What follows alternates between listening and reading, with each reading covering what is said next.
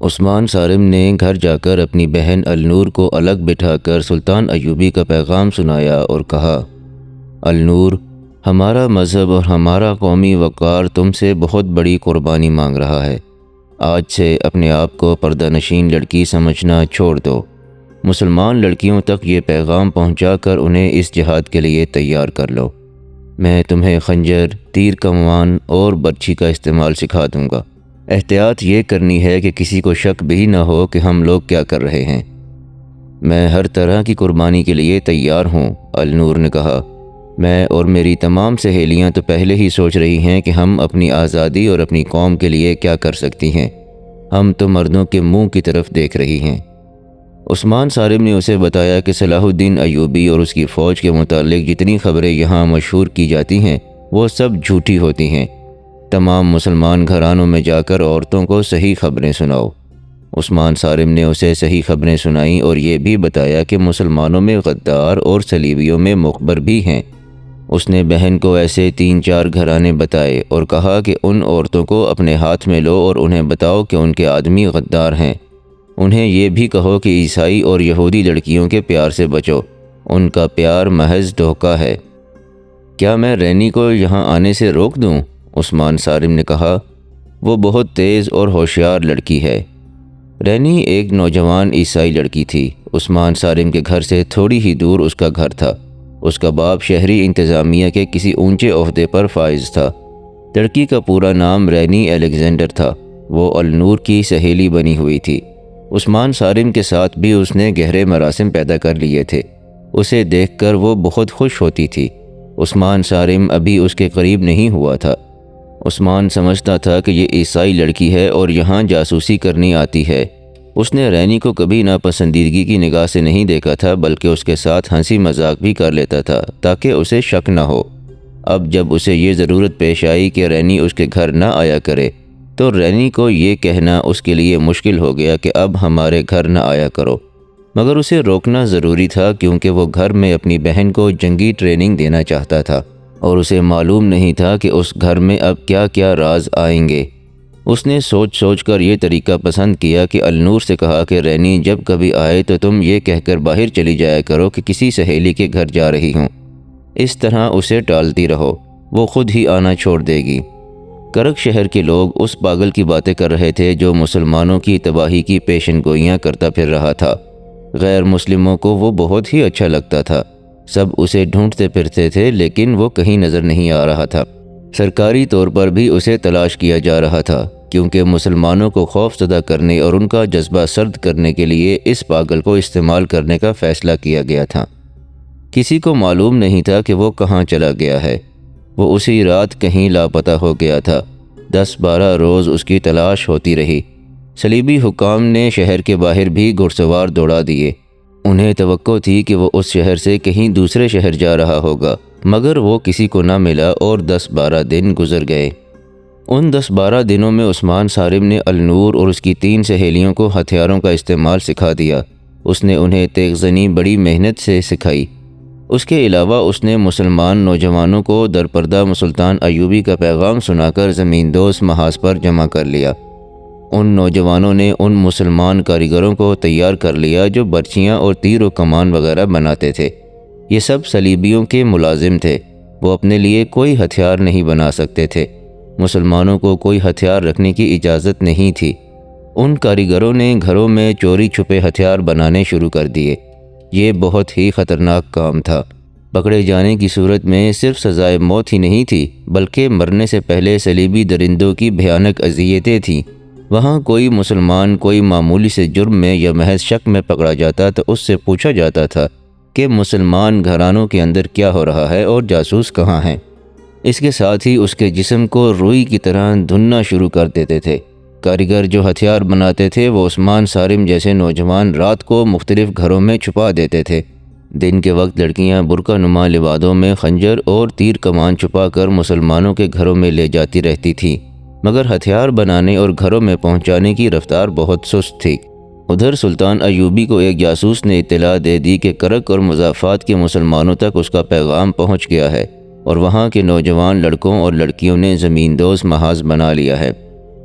یہ اطلاع لانے والا بھی ایک ذہین اور نڈر جاسوس تھا۔ اس نے بتایا کہ وہ جاسوس جس نے سلطان ایوبی کا پیغام عثمان صارم تک پہنچایا تھا، پاگل کے بہروپ میں کامیاب رہا ہے۔ سلطان ایوبی اس اطلاع پر بہت خوش تھا۔ اس نے کہا، جس قوم کے نوجوان بیدار ہو جائیں اسے کوئی طاقت شکست نہیں دے سکتی۔ اس کامیابی نے میرا حوصلہ بڑھا دیا ہے۔ شعبہ جاسوسی کے نائب زاہدان نے کہا، اگر آپ اجازت دیں تو میں مقبوضہ علاقے کے نوجوانوں کو اپنے جاسوسوں کے ذریعے اتنا بھڑکا سکتا ہوں کہ وہ شعلے بن کر کرک اور یروشلم کو آگ لگا دیں گے، اور اس آگ میں وہ خود بھی جل مریں گے۔ سلطان ایوبی نے کہا، میں نوجوانوں کو شعلے نہیں بنانا چاہتا، میں ان کے سینوں میں ایمان کی چنگاری سلگانا چاہتا ہوں۔ نوجوانوں کو بھڑکانا کوئی مشکل کام نہیں، ان میں سے کوئی اشرفی کی چمک اور لالچ سے تمہارے ہاتھ میں کھیلنے لگے گا، اور زیادہ تعداد ان کی ہے جو جذباتی الفاظ اور جوشیلے نعروں سے بھڑک اٹھتے ہیں۔ پھر تم ان سے جو کچھ کرانا چاہتے ہو کرا لو، انہیں آپس میں بھی لڑا سکتے ہو۔ اس کی وجہ یہ نہیں کہ وہ جاہل اور گنوار ہیں اور ان کا اپنا دماغ ہی نہیں، اصل وجہ یہ ہے کہ یہ عمر ہی ایسی ہوتی ہے کہ خون کا جوش کچھ کر گزرنے پر مجبور کرتا ہے۔ اس عمر میں ذہن عیاشی کی طرف بھی مائل ہوتا ہے اور عملے سہلے کی طرف بھی۔ تم نوجوان ذہن کو جو بھی تحریک اور اشتعال دے دو وہ اسی کا اثر قبول کر لے گا۔ تمہارے دشمن ہماری قوم کے ابھرتے ہوئے ذہن میں عیاشی اور جنسی لذت کے جراثیم ڈال رہے ہیں۔ ان کا مقصد صرف یہ ہے کہ ہم انہیں جہاد کی طرف مائل کر کے دشمن کے خلاف استعمال نہ کر سکیں۔ تم یہ کوشش کرو کہ نوجوان بھڑکے نہیں بلکہ سرد رہیں اور سوچیں۔ رسول مقبول صلی اللہ علیہ وآلہ وسلم کی اس حدیث کو سمجھیں کہ اپنے آپ کو جانو، اپنے دشمن کو پہچانو۔ ان کی سوچیں بدل دو، ان میں قومیت کا احساس پیدا کرو۔ یہ نوجوان قوم کا بڑا قیمتی سرمایہ ہے، انہیں بھڑکا کر جلنے سے بچاؤ۔ انہیں مروانا دانش مندی نہیں، دانائی یہ ہے کہ ان کے ہاتھوں دشمن کو مرواؤ، لیکن دشمن کا تصور واضح کرو۔ کوئی مسلمان مجھے برا بھلا کہے تو وہ نہ اسلام کا دشمن ہے نہ غدار ہے، وہ میرا دشمن ہے۔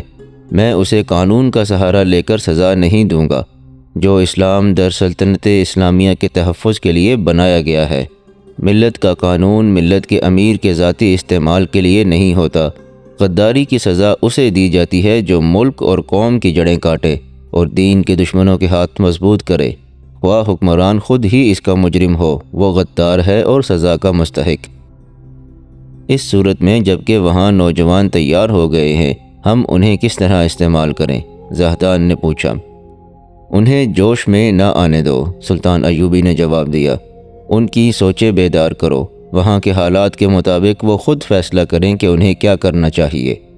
وہ جذبات کے غلبے کے تحت نہ سوچیں، وہاں اور زیادہ ذہین جاسوس بھیجو، اور یہ یاد رکھو زاہدان کہ دشمن ہمیں نہیں ہمارے نوجوان بچوں کا کردار بگاڑنے کی کوشش کر رہا ہے، یا ہمارے ان حاکموں کا جن کے ذہن بچوں کی طرح خام ہیں۔ کسی بھی قوم کو جنگ کے بغیر شکست دینا چاہو تو اس کے نوجوانوں کو ذہنی عیاشی میں ڈال دو۔ یہ قوم اس حد تک تمہاری غلام ہو جائے گی کہ اپنی مستورات تمہارے حوالے کر کے اس پر فخر کرے گی۔ صلیبی اور یہودی ہماری قوم کو اسی سطح پر لانے کی کوشش کر رہے ہیں۔ سلطان ایوبی کو جیسے اچانک کچھ یاد آ گیا ہو، اس نے زاہدان سے کہا، میں نے کسی سے کہا تھا کہ کرک کے ان مسلمانوں تک جو ہتھیار بنا رہے ہیں آتش گیر مادہ پہنچا دو، یا انہیں بتا دو کہ یہ کس طرح بنتا اور استعمال ہوتا ہے۔ وہ انہیں بتا دیا گیا ہے، زاہدان نے جواب دیا۔ اطلاع ملی ہے کہ مسلمانوں نے یہ مادہ تیار کرنا شروع کر دیا ہے۔ کرک میں ایسے حالات فوراً ہی پیدا ہو گئے جن میں وہاں کے نوجوانوں کو خود ہی سوچنا اور عمل کرنا پڑا۔ مقبوضہ علاقوں میں صلیبیوں نے قافلے لوٹنے کا بھی سلسلہ شروع کر رکھا تھا۔ قافلے اتنے عام نہیں تھے، تاجر اور دیگر سفر کرنے والے اکٹھے ہوتے رہتے تھے۔ ان کی تعداد 150-200 ہو جاتی تو قافلے کی صورت میں چلتے تھے۔ یہ ایک حفاظتی اقدام ہوتا تھا۔ قافلے کے ساتھ لڑنے والے مسلح افراد بھی ہوتے تھے۔ گھوڑوں اور اونٹوں کی افراد ہوتی تھی۔ تاجروں کا بے شمار مال اور دولت ہوتی تھی۔ قافلے میں چند ایک کنبے بھی ہوتے تھے۔ یہ لوگ نقل مکانی کرتے تھے۔ صلیبی استبداد میں آئے ہوئے مسلمان اکثر وہاں سے ہجرت کر کے مسلمانوں کی حکمرانی کے علاقوں میں جاتے رہتے تھے۔ اتنے بڑے قافلے کو چند ایک ڈاکو نہیں لوٹ سکتے تھے، قافلے والے مقابلہ کرتے تھے۔ صلیبیوں نے یہ کام اپنی فوج کے سپرد کیا تھا۔ انہیں اگر کسی قافلے کی اطلاع مل جاتی تو اپنی فوج کے ایک دو دستوں کو صحرائی لوگوں کے بھیس میں بھیج کر اسے لوٹ لیتے تھے۔ قافلوں میں صرف مسلمان ہوتے تھے۔ یہ جرم ان صلیبی بادشاہوں نے بھی کرایا اور لوٹے ہوئے مال سے حصہ وصول کیا جنہیں آج تاریخ میں صلیبی جنگوں کا ہیرو بنا کر پیش کیا جا رہا ہے۔ اس جرم میں مسلمان امراء بھی شامل تھے۔ وہ چھوٹی چھوٹی اسلامی ریاستوں کے حکمران تھے۔ ان کے پاس فوج بھی تھی۔ لوٹے ہوئے قافلوں کے 2-4 آدمی فریاد لے کر ان حکمرانوں کے دربار میں جاتے تھے تو ان کی سنوائی نہیں ہوتی تھی، کیونکہ ان حکمرانوں کو بھی صلیبی لڑکیوں، شراب اور تھوڑے سے سونے کی صورت میں حصہ دیا کرتے تھے۔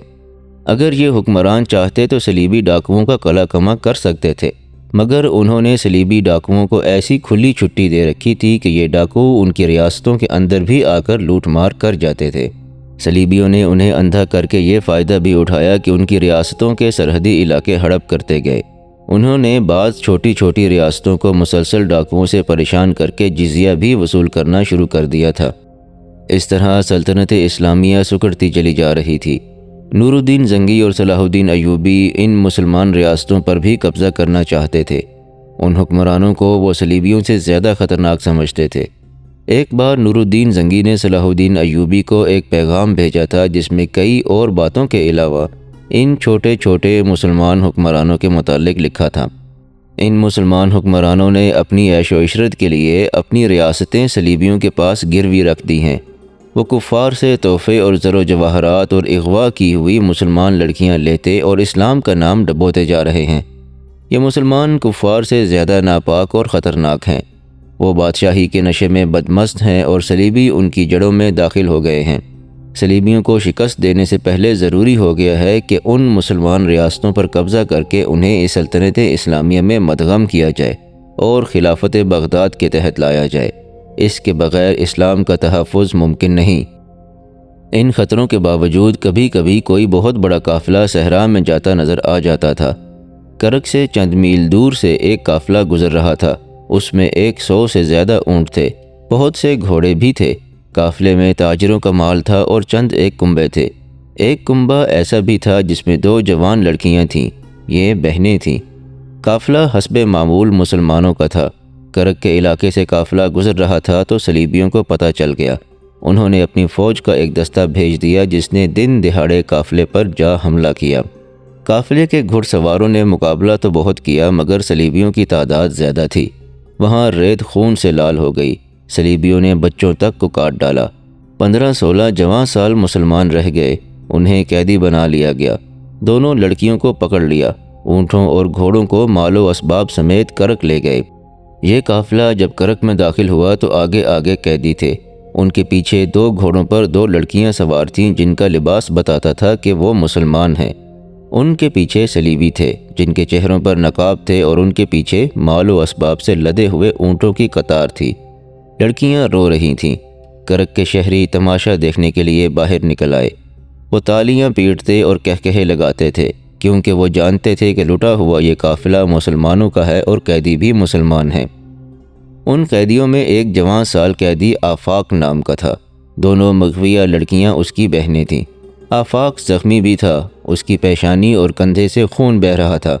وہ لٹے ہوئے قافلے کے آگے آگے شہر میں داخل ہوا تو تماشائیوں کو دیکھ کر اس نے بلند آواز سے کہا، کرک کے مسلمانوں، ہمارا تماشا دیکھ رہے ہو؟ ڈوب مرو۔ ان لڑکیوں کو دیکھو، یہ میری نہیں تمہاری بہنیں ہیں، یہ مسلمان ہیں۔ ایک صلیبی نے پیچھے سے اس کی گردن پر گھونسا مارا۔ وہ منہ کے بل گر پڑا۔ اس کے ہاتھ رسیوں سے پیٹھ پیچھے بندھے ہوئے تھے۔ ایک قیدی نے اسے اٹھایا تو آفاق پھر چلایا، کرک کے مسلمانوں، یہ تمہاری بیٹیاں ہیں۔ اسے 2-3 نقاب پوشوں نے پیٹنا شروع کر دیا۔ اس کی بہنیں چیخ چیخ کر رو رہی تھیں اور فریاد کرتی تھیں، خدا کے لیے ہمارے بھائی کو نہ مارو، ہمارے ساتھ جو سلوک کرنا چاہو کر لو، اسے نہ مارو۔ ایک بہن چلا رہی تھی، آفاق خاموش ہو جاؤ، تم ان کا کچھ نہیں بگاڑ سکتے۔ مگر آفاق چپ نہیں ہو رہا تھا۔ تماشائیوں میں مسلمان بھی تھے جو اپنا خون پی رہے تھے مگر بے بس تھے۔ ان کی غیرت ان کی نظروں کے سامنے سے گزرتی جا رہی تھی اور وہ دیکھ رہے تھے۔ ان میں نوجوان مسلمان بھی تھے اور ان میں عثمان صارم بھی تھا۔ اس نے اپنے نوجوان دوستوں کی طرف دیکھا۔ سب کی آنکھیں لال تھیں اور دل زور زور سے دھڑک رہے تھے۔ عثمان صارم تھوڑی دور تک اس قافلے کے ساتھ ساتھ چلتا رہا۔ آگے ایک غریب سا موچی بیٹھا تھا جو لوگوں کے جوتے مرمت کیا کرتا تھا۔ اسے کسی مسلمان نے اپنی گھر کی ڈیوڑی میں سونے کی جگہ دے رکھی تھی۔ دن بھر وہ باہر بیٹھا جوتے مرمت کرتا رہتا تھا۔ بدقسمت قافلہ اس کے سامنے سے بھی گزرا۔ اس نے بھی آفاق کی للکار اور لڑکیوں کی آہوزاری سنی۔ آفاق کے چہرے کو خون سے لال دیکھا، اس پر صلیبیوں کا ظلم ہوتا بھی دیکھا، لیکن اس طرح دیکھا جیسے اس نے کچھ بھی نہیں دیکھا۔ اس موچی کو نہ کبھی کسی نے مسجد میں جاتے دیکھا تھا نہ گرجے میں۔ وہ یہودیوں کی عبادت گاہ میں بھی کبھی نہیں گیا تھا۔ اس کی طرف وہی توجہ دیتا تھا جسے جوتا مرمت کرانا ہوتا تھا۔ اسے کبھی کسی نے بولتے نہیں سنا تھا۔ وہ خلق کا راندہ ہوا انسان تھا جسے صلیبیوں کے ساتھ بھی کوئی دلچسپی نہیں تھی اور اسلامیوں کے ساتھ بھی کوئی واسطہ نہیں تھا۔ عثمان صارم چلتے چلتے اس موچی کی قریب سے گزرنے لگا تو رک گیا۔ قیدی آگے نکل گئے تھے، اونٹ جا رہے تھے۔ جب آخری اونٹ گزر گیا تو عثمان صارم نے دونوں جوتے اتار کر موچی کے آگے رکھ دیے اور اس کے سامنے بیٹھ گیا۔ موچی کسی کا جوتا مرمت کر رہا تھا۔ اس نے عثمان صارم کو سر اٹھا کر دیکھا بھی نہیں۔ عثمان نے ادھر ادھر دیکھ کر سرگوشی میں کہا، ان دونوں لڑکیوں کو آج رات آزاد کرانا ہے۔ جانتے ہو یہ لڑکیاں رات کو کہاں ہوں گی؟ موچی نے سر اٹھائے بغیر اتنی دھیمی آواز میں پوچھا کہ عثمان صارم کے سوا کوئی اور نہیں سن سکتا تھا۔ جانتا ہوں، عثمان صارم نے جواب دیا، صلیبی بادشاہوں کے پاس ہوں گی، لیکن ہم میں سے کسی نے بھی وہ جگہ اندر سے نہیں دیکھی۔ میں نے دیکھی ہے، موچی نے اپنے کام میں مگن رہ کر کہا۔ وہاں سے لڑکیوں کو نکالنا ممکن نہیں۔ تم کس مرض کی دوا ہو؟ عثمان صارم نے ایسے لہجے میں کہا جس میں جذبات کا لرزہ اور غصہ تھا۔ کہنے لگا، ہماری رہنمائی کرو۔ اگر ہم لڑکیوں تک پہنچ گئے تو پکڑے گئے تو لڑکیوں کی گردنیں کاٹ دیں گے، انہیں صلیبیوں کے پاس نہیں رہنے دیں گے۔ کتنے جوانوں کی قربانی دے سکتے ہو؟ موچی نے پوچھا۔ جتنے جوان مانگو گے۔ کل رات، آج رات، عثمان صارم نے دبدبے سے کہا۔ آج ہی رات برجیس، آج ہی رات۔ امام کے پاس پہنچو، موچی نے کہا۔ کتنے جوان؟ برجیس موچی نے سوچ کر کہا، 8۔ ہتھیار سن لو، خنجر، آتش گیر مادہ۔ عثمان صارم نے اپنے جوتے پہنے اور چلا گیا۔